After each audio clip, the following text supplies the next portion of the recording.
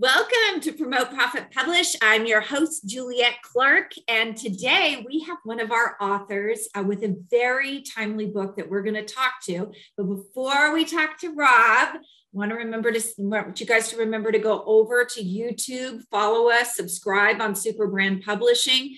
If you're someone who likes to watch video versus maybe listening on the podcast or reading an article, you can see all of these people over there. You can see Rob drinking coffee right now in the middle of this podcast, probably actually whiskey. No, I'm just kidding. It's morning. He can't drink yet. And also, don't forget to go over and take our Promote, Profit, Publish quiz. You can find it at www.promoteprofitpublishquiz.com. Find out if you're really ready to publish that book. Rob will probably tell us there's a lot here. You have to have a strategy in place. What are you going to do to promote? How are you going to publish? And then what's next? Because that book is not a huge moneymaker. It's a nurture tool. So you better have next steps in place to make some money, get your ROI from the book. So Rob Napoli is an accomplished trainer, speaker, entrepreneur, business and career coach based in Brooklyn, New York. Rob's journey has taken him from the Midwest to New York City by way of Milan, Italy. What was Idio? Milan, Italy, where he was a fashion model. No, not really. Where he spent 2 years getting a master's, scaling a global startup, and coaching professional American football.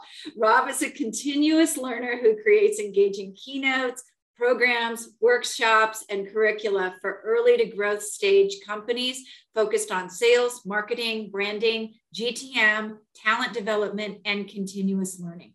As a speaker, Rob has delivered workshops, keynotes, and panels for 200 plus entrepreneurs, companies, and founders over 27 plus countries, and is passionate about training, coaching, and where to find the best whiskey bar in Manhattan. So that indeed, folks, may be whiskey. I mean, it is afternoon on the East Coast, so okay. I technically could be or could not be, and it is a long holiday weekend we're stepping into. So no, it's coffee today. Okay, great. Just coffee today for now. For welcome. As soon as we get off and actually start working, we have a work session next, then he'll switch to whiskey. Exactly. So Rob, tell us about your new book, The Social Soul. Why did you write it? That is a great question. So The Social Soul is all about mastering personal and professional brand with authenticity and intentionality. And the reason that is a really big passion of mine is back in, when I say 2018, I was working for a company and I was a recruiter, and I spent 3 years in New York after my 2 years in Italy. So I've been in New York. 2 years in New York. So I lived in Italy for 2 years, been out here in New York for about 2 years. And I started realizing that my network was stronger than I thought. And when I moved out here, I really needed to leverage that. Because I'd never been to New York before. I moved to New York because I've got a job here and I got an opportunity to go through an accelerator program, but I'd never been here. So I really needed to leverage the power of that. I started learning a lot of lessons, and there was this big push about social selling at the time. And all the big influencers were talking about it. I was like, okay, this makes sense. Like, I leverage LinkedIn. I do most of my sales on LinkedIn.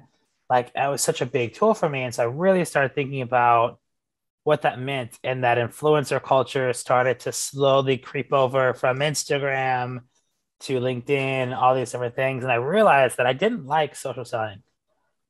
The name of the game was engagement. And I was like, oh, there's something here to it. We don't need more people shouting into the void. And so I kind of went on this journey of like testing across different platforms and really thinking about engagement and talking to people, and did a keynote on it in Prague, Czech Republic at an event. And just this collection of experiences led me to, there's so many people that are trying to be gurus and things of that nature, and not enough people that really engage authentically, right? And we talk about, especially when we saw through the pandemic, and everything changed then with the book, but it's just that this idea that we don't need more gurus and thought leaders and authority figures, although you can classify as that, but we need more engagers, more real transparency and connection. So I wanted to write a book that really helped people become engagers first and creators second. See, that is so amazing, because that's one of the things I found about social media and some of the people I work with was earlier, they wanted to be influencers. And I found that a lot of the influencers weren't really making the kind of money that they said they were because they weren't getting that engagement. But the smaller sort of, people that were really engaging, that were networkers, that were relationship builders, those were the people that had really strong businesses. So how does that relate to the book and what you're doing with this? Yeah. It's amazing because we were in that influencer culture. We moved from influencer to the creator culture. And now we're really seeing the creator to engager culture. And the thing that comes down to is networking and building strong networks has always been a key piece of growing a business. And many people fail to do that online. It's been something that people fail to do.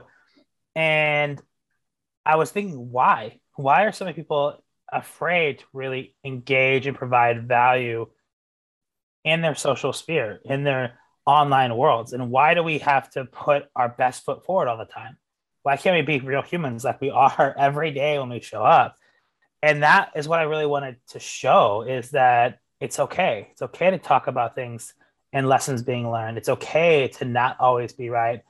And when you start seeing those that do this really well and they put time, energy, and effort into creating authentic engagement, I have more friends and people on my personal board of advisors that I've never met in real life than I've met in real life, because I've created such an amazing group of people that I've never had the opportunity to meet, but I've gotten so close with because I've engaged with their content. I've reached out to them and asked. We're afraid to ask for things. We're afraid to ask people that we want to learn from. And hopefully this helps people not be afraid to be their social self and really show who they truly are and go ask for what they want and build those solid relationships day in and day out. Yeah. So when we talk about authentic, people are out there and they have flashy marketing, big funnels. I don't think they realize that a click is not a relationship. Mm-hmm. So how do you take that online and build that engagement into a relationship? Yeah, it's a great point, right? So the thing about how scary this is, Gen Z is entering the workforce, right? And Gen Z grew up in a hyper-connected world where they could Google everything. You can't hide behind, a flashy piece of marketing without something going in and doing behind the scenes look and be like, oh, that's not real. That's the stretch of the truth, right? And so we need to start creating more marketing and collateral as humans, because people buy from humans. And so the idea behind this is to start thinking about how do you create more engaging content that's real, that's actionable, that people want to talk to and with. And that's creating more video content, that's being more real with type of content that you provide. When we're pulling it away from big companies to smaller, like startups, our personal brands are usually bigger than our professional ones. And we leverage that power. And we fail to do that because we think of the old network marketing, like, old financial advisors, like, write your A, B, and C connections down and go talk to your parents and try to get them to sign up for this and buy from you. But it's more about how do you leverage this personal collateral you have, this personal network you have, to get them excited or to even chat with you and give them customer feedback. And so the idea is to really leverage that power and bring them along into showing how your brand stands out. And then you create content for your brand that really connects with your consumers because you're talking to them more and you know them better because they're in your personal network. And then you can find that content that's really going to tie the loops together and not just be a click of engagement, but really go to the heart of what your customer's looking for, the pain that you're solving, and providing value into the ecosystem that you play in, and not just how do I get somebody to click on my website or click on my thing, but hopefully get them in a funnel and go from there. And this is such a great point. So the clicks, you're in your funnel, you're getting stuff, but you're not really communicating. I think entrepreneurs get the most value from actually listening and talking and listening to those people who are potential consumers, because then you actually have validation. It's not just a click in a funnel. It's validation. Is what I think my brand is, that perception reality? Because a lot of times we get caught up in what we think our brand is, but the people from the outside don't see it that way. Absolutely. And to the point where a lot of times we build things on a pain or a problem that we may have or we see. And we get so into building mode that we forget to keep asking, is this something that you even value? When I talk to entrepreneurs, I always ask, is their solution necessary or accessory? Because we saw a rise of accessory technology, like you layer it on top of another and it helps one thing move faster, and that's awesome. But then the pandemic happened and people cut back on a lot of their tech stack, and they realized we have so many things that we're paying for and using for very little ROI, right? And so we realize now, holy shit, we got to build things that are necessary, not accessory. And I think that's really important. So that's the first thing I ask them. And how do you know if it's necessary or not? You need to continue to talk to your customers. There's a brand that I buy from called Peel. It's a cell phone case. And every time you buy from Peel, you get like a gift from Marshall, the CEO. And yeah, that's a bit of a stock template, but it is kind of cool. It has a little bit of a personal touch to it. Now think of if maybe, the CEO Marshall sent a video like, hey, I just wanted to drop you a quick video. Thank you so much for buying from us today. We hope that you found what you were looking for. We hope you're excited about your new case. And if there's anything me or my team could ever do, don't hesitate to reach out. Mm-hmm. That's valuable. And then if you use the right technology, you can track who opened, and then you can start finding brand advocates. And then you reach out to them and say, hey, Juliet, I saw, I really appreciate you buying from us and taking a look at the video. Just wanted to shoot you that extra note. Like, we're here for you if you ever need us. Maybe we can collaborate on this or that, or, we'll give you an extra 15% off your next purchase if you post, do a social post, something to that matter, like that engagement, right? And these are where so many people fail because it's just like wash, rinse, repeat. Now that's on the B2C product side versus B2B. There's different different ways to do that. But just an example of how you could take one step further and have that added little personalized, I call it personalized, where you see something that's somewhat personalized at scale to your customers. That is like that extra touch point. They see a human there. They see a company that's willing to go the extra step. And those are ways to add those are ways to add meaningful touch points across the life of your customer versus they're in my funnel because they clicked on something and we'll just spam them with a ton of marketing emails later. Right. And that's what it really is spam. I mean, sometimes I always send my, the things I've signed up for to a separate email from my business and personal, because I just don't want it in there. It clutters it up. But sometimes I really look at it, when I get my 12 emails every morning from all those places where I signed up, and I start thinking like, this is a lot. Like, I bought something from you once. Yeah. I mean, it's kind of a good and a bad thing, right? Like we talk about this from, I never forgot this as one of my first marketing lessons of like, I was using an example of shoes. Right. And it's like you may buy it from a company once and buy a pair of shoes. And what you end up doing, though, is you don't unsubscribe because you never know when that event's going to happen. You buy that pair of shoes, right? You never know when you're going to need another pair of shoes. And like you're never going to look at that email. But then the holiday times go around. The holiday party comes up. It's like, oh, this company does shoes. I should take a look and see if they have any sales. I need a new pair of whatever for that suit that I'm going to wear next week. And that's when you re-engage with them.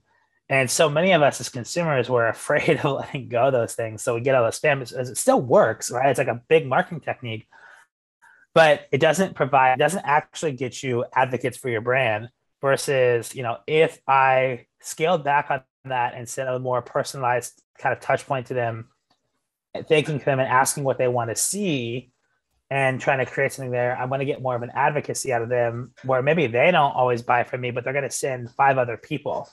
And we just fail to think about it. And this is where some of the stuff really starts to tie together.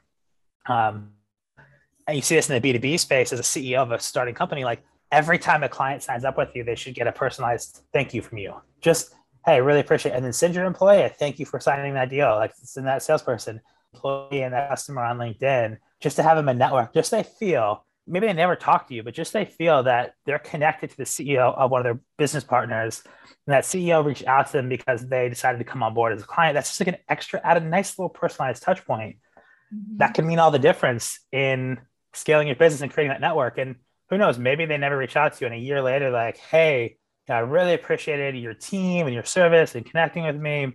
I'd love to come work for you, or I'm moving companies and I'd love to bring you along. Like, you just never know what that might do for you.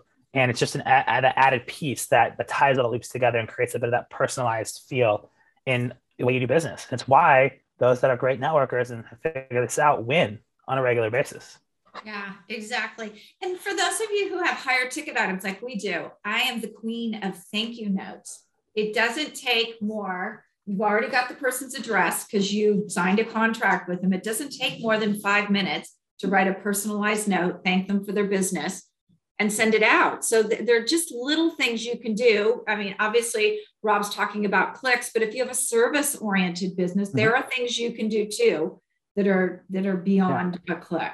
Well, and I love service-oriented business. I mean, I run 2 service-oriented businesses, and the way we create that engagement is too. One of the things that I do is every time somebody new kind of comes into my network, I send them a thank you note. It's like, thank you for being part of my network.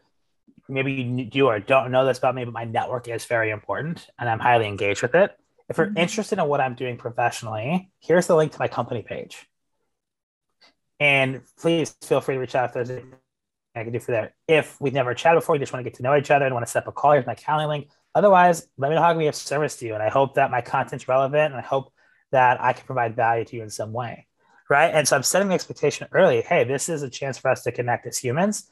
If it's a business opportunity and you want to talk business, you have the channel to do so from a service perspective. But if anything else, like let's figure out how to collaborate and help each other as we both look to expand and grow together. Little things like that, even if it's just a LinkedIn note or a voice note or a handwritten thank you note, those things go a long way, especially in service-based businesses where your name is everything because you don't have a product to fall back on, right? Because if a service breaks, unfortunately, that's on you. A product breaks, you always blame the product, right? And so I love that you do the thank you notes. I do it. I'm a millennial and I'm very tech savvy, so I usually do it with like a GIF or a voice note or a short video, something personalized though that thanks them for being a part of my network and being a part of my business. Yeah. And generational differences too. I'm old enough to be Rob's mother. So that's what we used to do, was the old fashioned handwritten, note. If I were my grandmother, I'd write you an entire letter every week. But, it's true. But, it's what I also think people forget is think about the feeling when you get a handwritten note from somebody just saying thank you. Like, it feels good. Like, and I think that, handwritten notes are back kind of in vogue. Like, it means something. Right. And people really appreciate that added touch point because people now more like realize you write something out, then you put a name on it, you put a stamp on it, and you might have to, especially like in New York, you might have to walk to the post office to drop it off. Like, there's effort involved in that. And I think most people realize that effort and they take that into account. So I think handwritten notes are always a great way to say thank you. Yeah. And if you know what, I don't know if you guys have a paper source near you, but I have a paper source problem. Like, I need a Betty Ford clinic for it. I spend so much money there, but it's fun. It's fun picking out the thank you cards as well. I really enjoy walking around that store, and I happen to know I spend enough money there. They enjoy me as well. So a little plug for paper source. Yeah. So tell us about, like, you were just talking about putting stuff out to your network. And before we jumped on, your book just went on for sale last week in pre-sale, and you were actually surprised at how many people from your network and outside your network bought already. Yeah. So it went on pre-sale last week and we announced it, just this week. So yesterday. And so I've been kind of building up some social collateral, right? I've helped a lot of people announce their releases or an event and shared a post and commented for engagement, all these different things. And everyone's always like, Rob, what can I do to help you? I was like, I'm going to hold that favor because when my book comes out, I'm going to ask you to engage with the content. And I gave, I think it was like 15 people the first 3 chapters to do a first read. And with that, it was kind of like, hey, you'll get this, this, and this, giving them a copy of the book, etc. But I asked that if you do that when the book comes out, you'll also share it as a post to your network. And so I put my post out there yesterday. on LinkedIn, on Facebook, and on Instagram. And LinkedIn blew up. I think it had over like 8,000 views in the first 12 hours. I think something like 60 comments. There's 120 on there because I comment back to everybody and engage with them and make sure that they know that I'm thankful for that. And I had about 20 reshares of that post across LinkedIn. And I had people tweeting me, texting me, sending me snapshots of the receipts of buying the book before Amazon stopped allowing that to happen.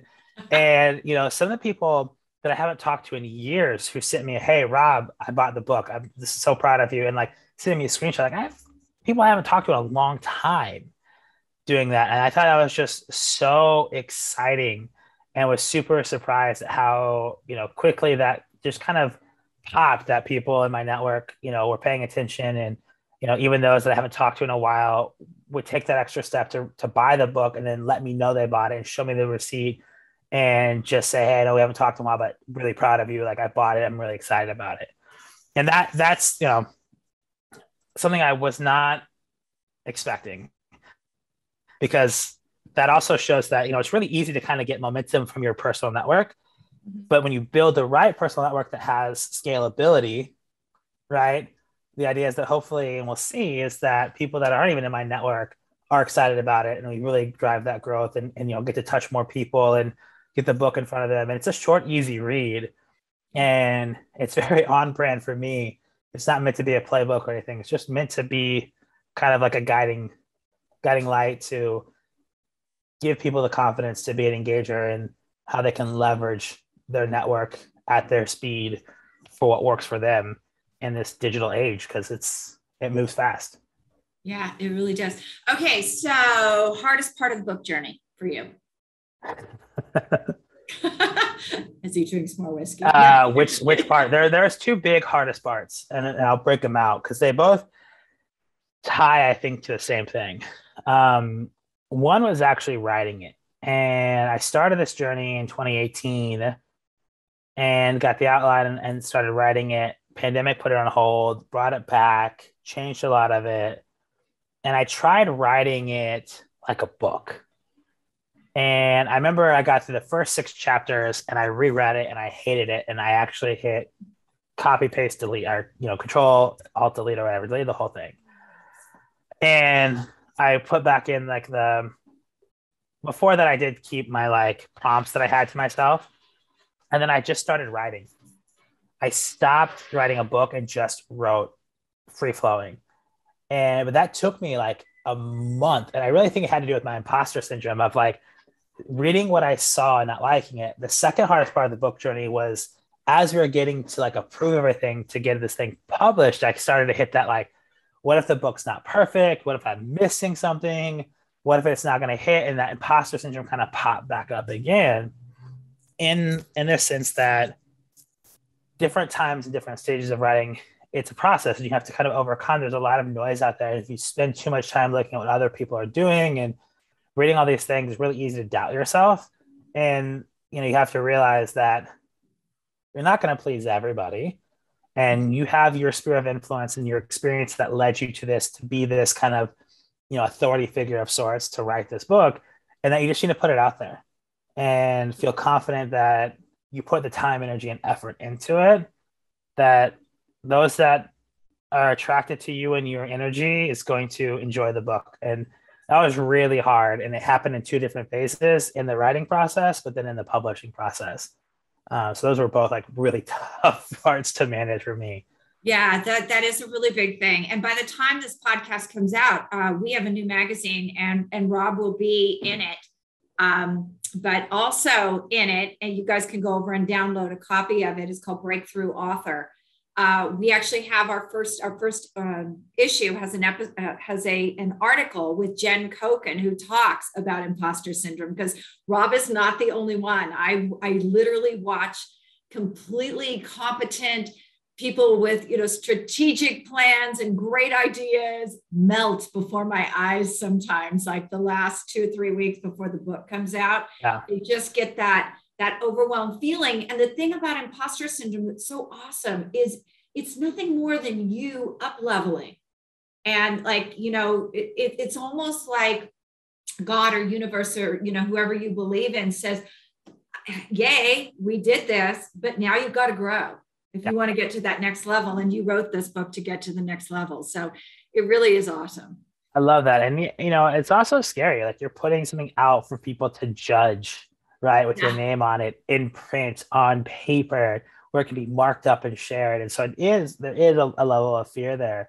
But, Zig Ziglar said it best. What is an expert, right? X form or something, spurt a water spout, right? I basically saying like an expert, somebody that's looking in the past. You got to always be looking in the future. That's why I say I'm a continuous learner. Is once you put something out like this book, I'm excited about it, right? I finally have a copy in my hands, which is amazing. And I know in years from now, it's going to be out of date. And there's going to be things that are going to be, I'm going to go back and be like, oh man, I missed the boat on that. Or wow, I really hit the nail on the head there. And so much has changed since then. And that is exciting. When you put that in perspective like that, it kind of overcame my fears of like, you know what? This is a start of the journey, and I'm going to be able to level up and use that up leveling to do bigger and cooler and hopefully better things and make a bigger impact through the stories that I share and the work that I do. Yeah, no, I think everybody is actually, I'm going back 10 years ago. I wrote mystery novels and we're re-editing and recording right now. And it's so funny because if you had asked me, talk about imposter syndrome, people say, give me the name of the book. I want to read it. And I'm literally like, they were crappy mystery novels. And as we're editing and going back through, my daughter is one of the editors on Dead by Dawn, and she's reading and she's like, Mom, this is a great story. Like, how come I never knew you wrote? How did you come up with that? So I think we all kind of downplay we don't understand the gifts we have at the time until we really start looking at them, embracing them. So where do we find you? Where do we find your book? Yeah, so you find the book on Amazon or Barnes & Noble. Just put in The Social Soul and my name, Robert Napoli, and it should come up. You can find me on LinkedIn, Rob Napoli. Really easy to find me. And it's the big bushy-headed, bearded man bun with a yellow background. That's very much by design, so you can pick me out of a lineup. And then also my Beacons page. Do you have the little line so we can see how tall you are as you're running out of the 7-Eleven? It's robbed. No. Only because, when I played college football, they listed me at 6 foot and I've never, ever broken 6 foot. So I would rather not, because, I sometimes wear the right shoes and I get a little bit extra inch or two from the man bun that make me look taller. So I'd rather not people realize not how tall I really am until they meet me, but yeah. Okay. All right. So how much does the man bun add? 2-3 inches? I think 2 or 3 inches right now. It depends on how you put it up and how you style it. Oh, trust me, if I'm ever doing an event, it's more very much on top for that reason, because it makes me look a little bit bigger and taller. Not that I need to be looking any bigger. I'm built like a refrigerator. So, but it gives me a little bit more height to stand out in the crowd. And his next book will be The Authoritative Allure of the Man Bun. Hey, I know, I'm sure there's something to that. In fact, it's funny because when I started in New York City at events and stuff, people always like recognize me because of the big beard, the man bun. Like, it has become part of like a thing that people remember me by, because it's very distinct. So, I don't think that I'm going to ever really lose it until my hair tells me that it's going to fall out, and then maybe try to change my style up. But until then, I'm going to leverage the power of the bun while I can. Okay. Thanks so much for being on today. Absolutely appreciate you.